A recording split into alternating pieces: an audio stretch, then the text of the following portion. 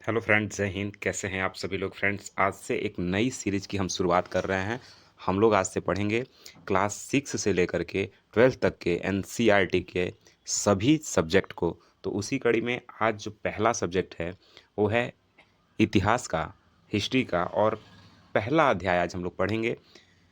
किसी भी एग्ज़ाम के लिए आप तैयारी कर रहे हैं, चाहे वो टीचिंग एग्ज़ाम हो, चाहे वनडे एग्ज़ाम हो, किसी भी एग्ज़ाम की तैयारी कर रहे हैं, वहाँ पे एनसीईआरटी आपके लिए बेहद महत्वपूर्ण होने वाला है।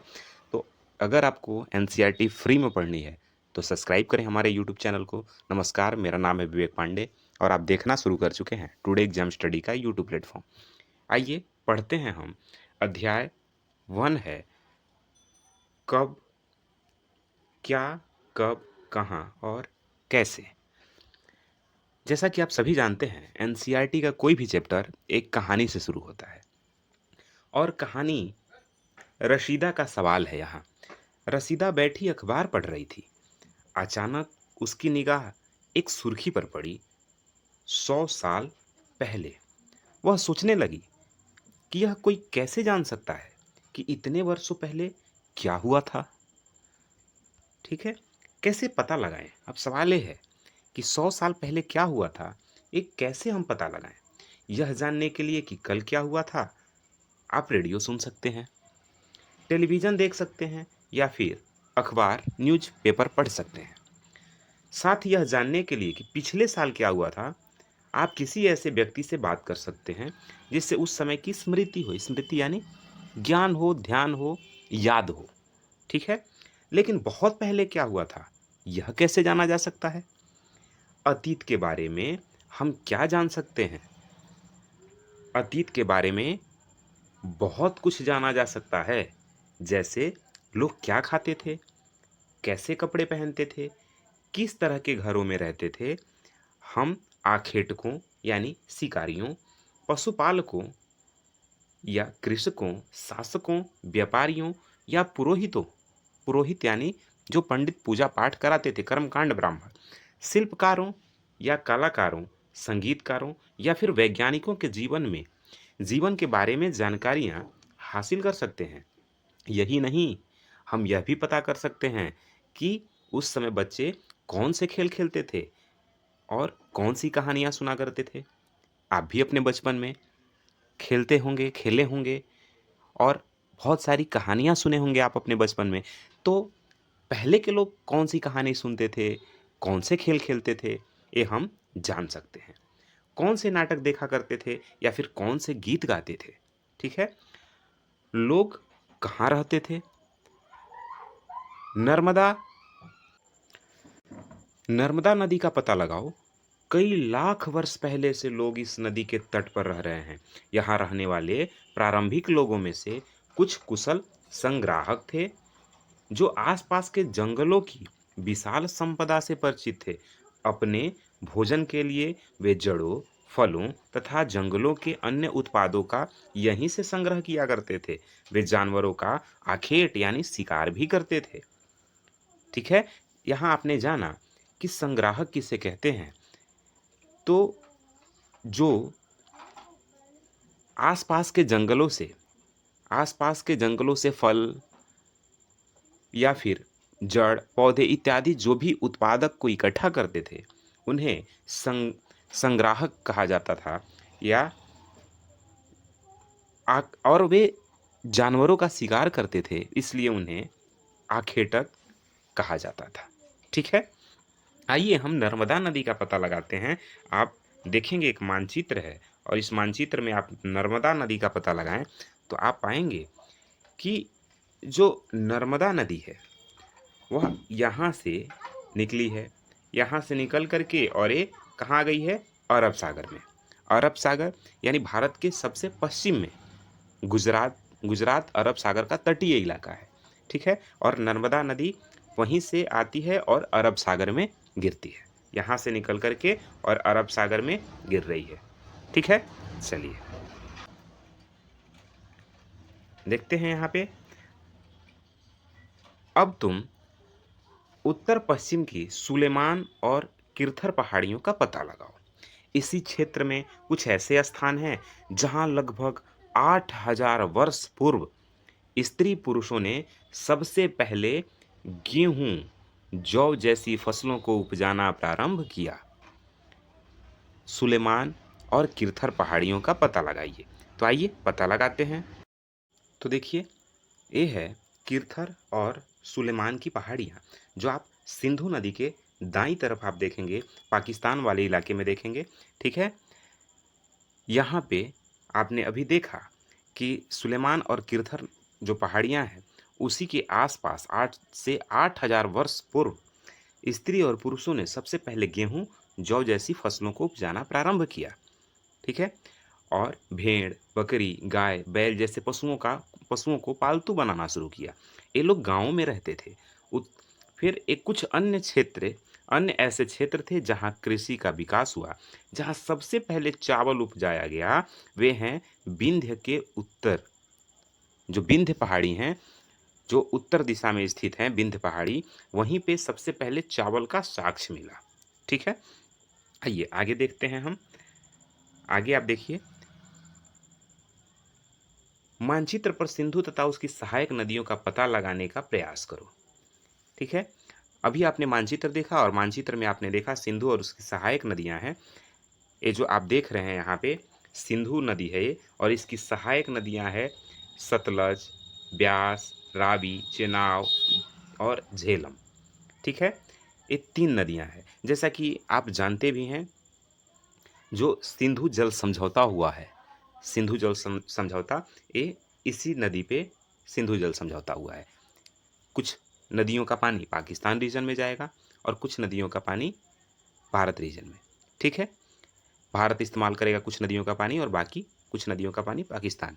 तो ये बात की बातें हैं। आइए, अभी हम एनसीईआरटी पढ़ रहे हैं तो हम वहाँ पे देखते हैं। ठीक है, आइए, आपने उसकी सहायक नदियों को देखा, आगे देखते हैं। सहायक नदियाँ उन्हें कहते हैं जो एक बड़ी नदी में मिल जाती है। देखिए कितना छोटी-छोटी बात आपको एनसीईआरटी बता रहा है कि सहायक नदी आप किसे कहेंगे। तो सहायक नदी हम उसे कहते हैं जो बड़ी नदियों में जाकर के मिल जाता है। लगभग 4700 वर्ष पूर्व इन्हीं नदियों के किनारे आरंभिक नगर फूले-फले कुछ आरंभिक नगर जो हैं वो फले-फूले। गंगा व उसके सहायक नदियों के किनारे तथा समुद्र तटवर्ती इलाकों में नगरों का विकास लगभग 2500 वर्ष पूर्व हुआ। नगरों का विकास कब हुआ? लगभग 2500 वर्ष पूर्व हुआ। गंगा तथा उसकी सहायक नदी सोन का पता लगाइए। आप मैप देखिए, उसमें गंगा और सोन की सहायक नदी मिलेगी। गंगा की सहायक नदी कौन सी है? सोन। सोन नदी जो है वो गंगा की सहायक नदी है। ठीक है, गंगा के दक्षिण में इस नदियों के आसपास का क्षेत्र प्राचीन काल में मगध कहलाता था। वर्तमान में जो बिहार में है, बिहार के नाम से जाना जाता है। इसके शासक बहुत शक्तिशाली थे और उन्होंने एक विशाल राज्य स्थापित किया था। देश के अन्य हिस्सों में भी ऐसे राज्यों की स्थापना की गई थी। ठीक है, आइए कुछ महत्वपूर्ण बात यहाँ लिखा हुआ है, इसको एक बार देख लेते हैं। एशिया जो आधुनिक भारत, पाकिस्तान, बांग्लादेश, नेपाल, भूटान और श्रीलंका और अफगानिस्तान, ईरान, चीन तथा म्यांमार आदि पड़ोसी देशों को दर्शाता है। दक्षिण एशिया एक महाद्वीप से छोटा देश है, लेकिन विशालता तथा बाकी एशिया से समुद्रों, पहाड़ियों तथा पर्वतों से बटे होने के कारण इसे प्रायः उपमहाद्वीप कहा जाता है। ठीक है, ये मानचित्र एक से रिलेटेड कुछ बातें आपको बताया गया है इसमें। आइए आगे हम पढ़ते हैं। लोगों ने सदैव महाद्वीप के एक हिस्से से दूसरे हिस्से तक यात्रा की। कभी कभी हिमालय जैसे ऊंचे पर्वतों, पहाड़ियों, रेगिस्तान, नदियों तथा समुद्रों के कारण यात्रा जोखिम भरी होती थी। फिर भी ये यात्रा उनके लिए असंभव नहीं थी। अतः कभी लोग काम की तलाश में तो कभी प्राकृतिक आपदाओं के कारण एक स्थान से दूसरे स्थान जाया करते थे। पहले लोग अस्थायी नहीं रहा करते थे, एक स्थान से दूसरे स्थान, कभी काम के सिलसिले में, कभी शिकार की वजह से, कभी प्राकृतिक आपदाओं के कारण लोग एक स्थान से दूसरे स्थान पे जाया करते थे। क्लियर है? धार्मिक गुरु लोगों को शिक्षा और सलाह देते थे। शिक्षा और सलाह देते हुए एक गांव से दूसरे गांव तथा एक कस्बे से दूसरे कस्बे जाया करते थे। कुछ लोग नए और रोचक स्थानों को खोजने की चाह में उत्सुकतावश भी यात्रा किया करते थे। इन सभी यात्राओं से लोगों को एक दूसरे के विचारों को जानने का अवसर मिला। आज लोग यात्रा क्यों करते हैं? आज हम आज जो लोग हैं वो यात्राएं क्यों करते हैं? पर्वत और समुद्र इस उपमहाद्वीप की प्राकृतिक सीमा का निर्माण करते हैं। हालांकि लोगों के लिए इन सीमाओं को पार करना आसान नहीं था। जिन्होंने ऐसा चाहा वे वैसा कर सके। ये कितनी अच्छी बात कहा कि जो पर्वत हैं, समुद्र हैं, पहाड़ियाँ हैं, इनको पार करना आसान नहीं था, लेकिन जिन्होंने चाहा उन्होंने किया। वे पर्वतों की ऊंचाई को छू सके तथा गहरे समुद्रों को पार कर सके। महाद्वीप के बाहर से भी कुछ लोग यहाँ आए और यहीं बस गए। लोगों के इस आवागमन ने हमारी सांस्कृतिक परंपराओं को और समृद्ध किया और शक्तिशाली किया। कई सौ वर्षों से लोग पत्थर को तराशने, संगीत रचने और यहाँ तक कि भोजन बनाने के नए तरीकों के बारे में एक दूसरे के विचारों को अपनाते रहे। ठीक है, आगे देखिए, देश के नाम। इस देश के नाम भारत कैसे पड़ा, हमारे देश का नाम इंडिया कैसे पड़ा, इसके बारे में चर्चा है। आपने देश के लिए प्रायः हम इंडिया तथा भारत जैसे नामों का प्रयोग करते हैं। इंडिया शब्द इंडस से निकला है, जिसे संस्कृत में सिंधु कहा जाता है।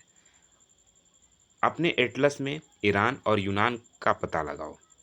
ठीक है, लगभग 2500 वर्ष पूर्व उत्तर पश्चिम की ओर से आने वाले ईरानियों और यूनानियों ने सिंधु को हिंदोस अथवा इंदोस और इस नदी के पूर्व में स्थित भूमि प्रदेश को इंडिया कहा।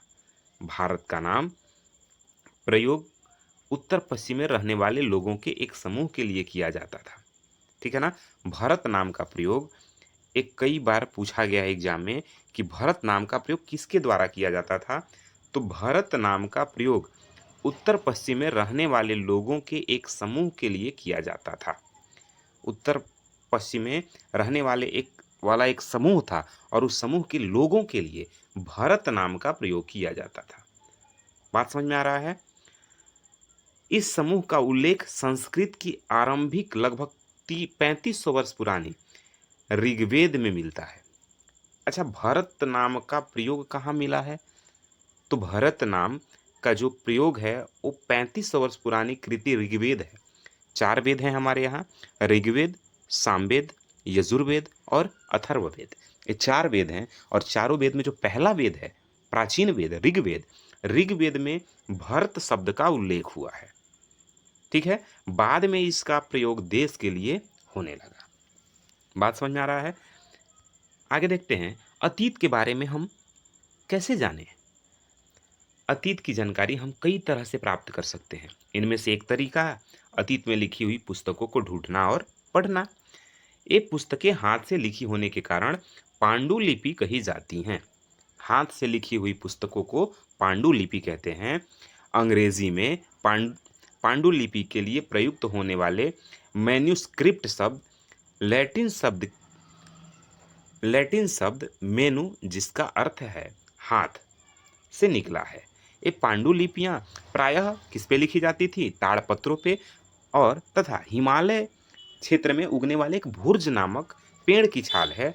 ठीक है ना, जिसे आप लोग भोजपत्र के नाम से जानते हैं और भोजपत्र पे लिखी जाती थी, ताड़पत्र पे या फिर भोजपत्र पे। ठीक है, जैसा कि एक यहाँ पे देखिए लिखा हुआ है। आइए देखते हैं आगे। इतने वर्षों में इनमें से कई पांडुलिपियों को कीड़ों ने खा लिया तथा कुछ नष्ट कर दी गई। ठीक है, कुछ क्या कर दी गई? नष्ट कर दी गई। फिर भी ऐसी कई पांडुलिपियां आज भी उपलब्ध हैं।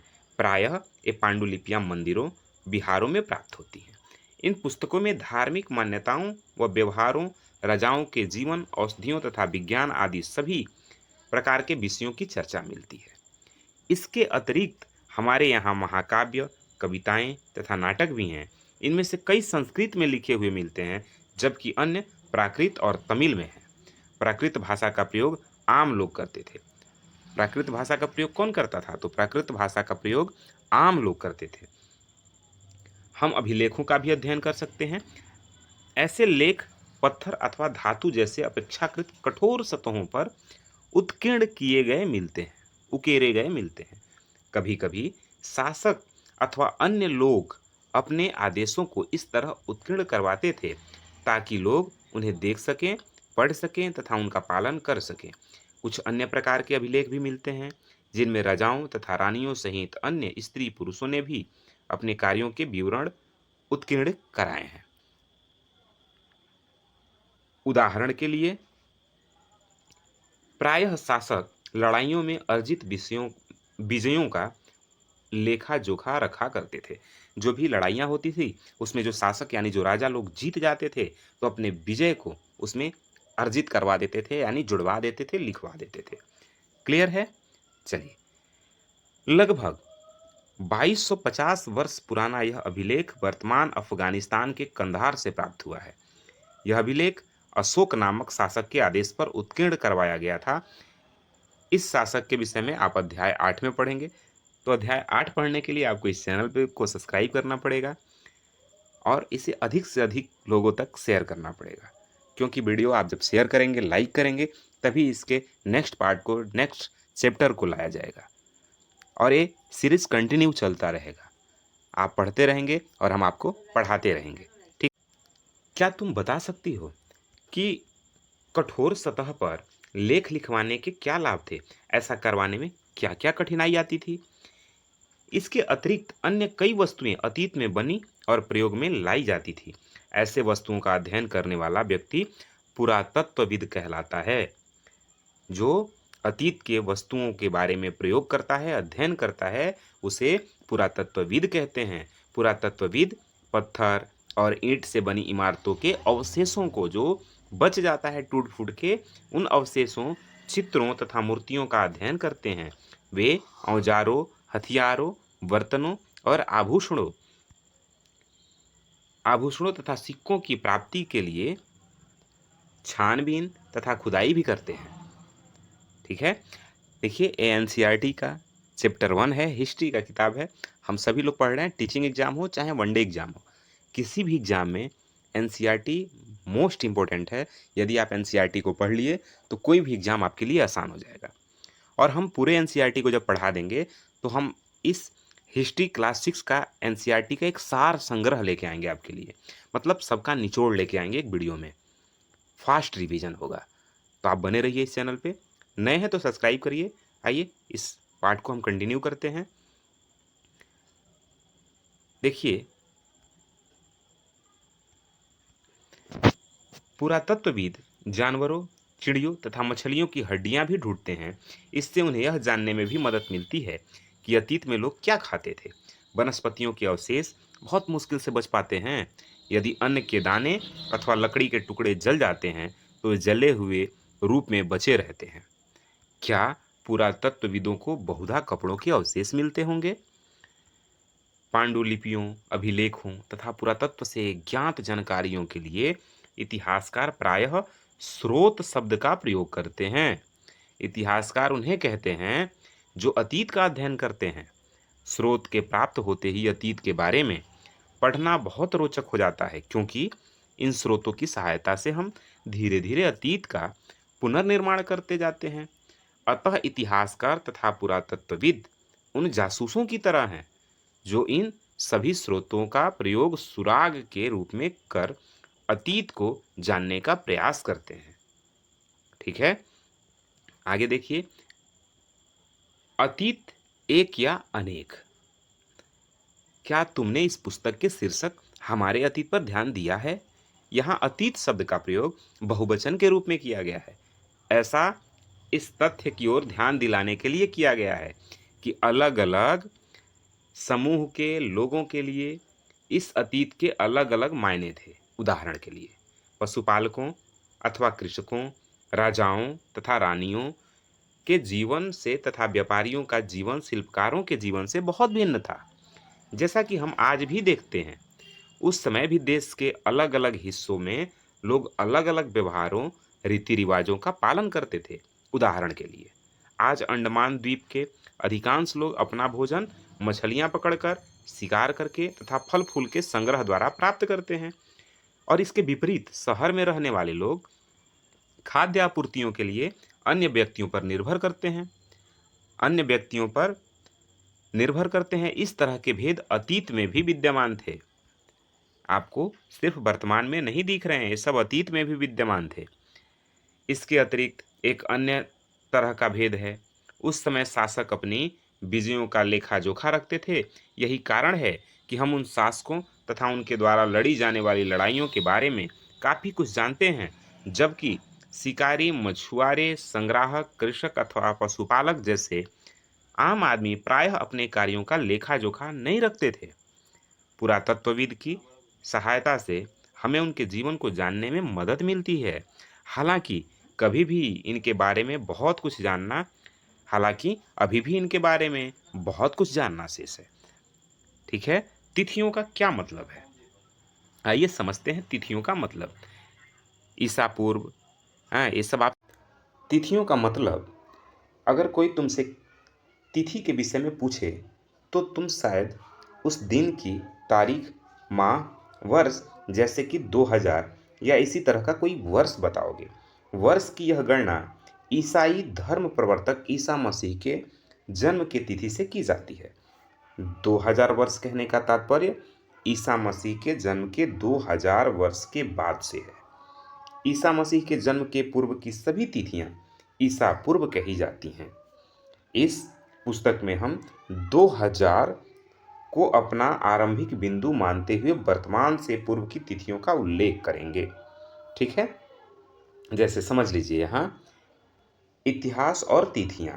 अंग्रेजी में बीसी, हिंदी में ईसा पूर्व का तात्पर्य बिफोर क्राइस्ट, ईसा पूर्व होता है। कभी कभी तुम तिथियों से पहले एडी, जैसे हिंदी में ई लिखा पाते हो। यह एनो डामिनी नामक दो लैटिन शब्दों से बना है तथा इसका तात्पर्य ईसा मसीह के जन्म के वर्ष से है। कभी कभी एडी की जगह सीई तथा बीसी की जगह बीसीई का प्रयोग होता है। सीई अक्षरों का प्रयोग कॉमन एरा तथा बीसी का बिफोर कॉमन एरा के लिए होता है। हम इन शब्दों का प्रयोग इसलिए करते हैं क्योंकि विश्व के अधिकांश देशों में अब इस कैलेंडर का प्रयोग सामान्य हो गया है। भारत में तिथियों के इस रूप का प्रयोग लगभग 200 वर्ष पूर्व प्रारंभ हुआ था। कभी कभी अंग्रेजी के बीपी अक्षरों का प्रयोग होता है जिसका तात्पर्य बिफोर प्रेजेंट यानी वर्तमान से पहले है। ठीक है, इस बातों को हम आगे भी पढ़ते रहेंगे। यहाँ पे देखिए, एक बार देखते हैं। जैसा कि हमने पहले पढ़ा, अभिलेख कठोर सतहों पर उत्कीर्ण करवाए जाते हैं। इनमें से कई अभिलेख कई सौ वर्ष पूर्व लिखे गए थे। सभी अभिलेखों में लिपियों भाषाओं का प्रयोग हुआ है। समय के साथ साथ अभिलेखों में प्रयुक्त भाषाओं तथा लिपियों में बहुत बदलाव आ चुका है। विद्वान यह कैसे जान पाते हैं कि क्या लिखा था? इसका पता अज्ञात लिपि का अर्थ निकालने की यह प्रक्रिया द्वारा लगाया जा सकता है। क्या लिखा था, इसका पता अज्ञात लिपि का अर्थ निकालने की एक प्रक्रिया द्वारा लगाया जा सकता है। इस प्रकार से अज्ञात लिपि को जानने की एक प्रसिद्ध कहानी उत्तरी अफ्रीकी देश मिस्र से मिलती है। लगभग 5000 वर्ष पूर्व यहाँ के राजा रानी थे। ठीक है ना? यही मिस्र के उत्तरी तट पर रोसेटा नाम का एक कस्बा है। यहाँ से एक ऐसा उत्कीर्णित पत्थर मिला है जिस पर एक ही लेख 3 भिन्न भिन्न भाषाओं तथा लिपियों यानी यूनानी, मिस्री लिपि के 2 प्रकारों में है। कुछ विद्वान यूनानी भाषा पढ़ सकते थे। उन्होंने बताया कि यहाँ राजाओं तथा रानियों के नाम एक छोटे से फ्रेम में दिखाए गए हैं।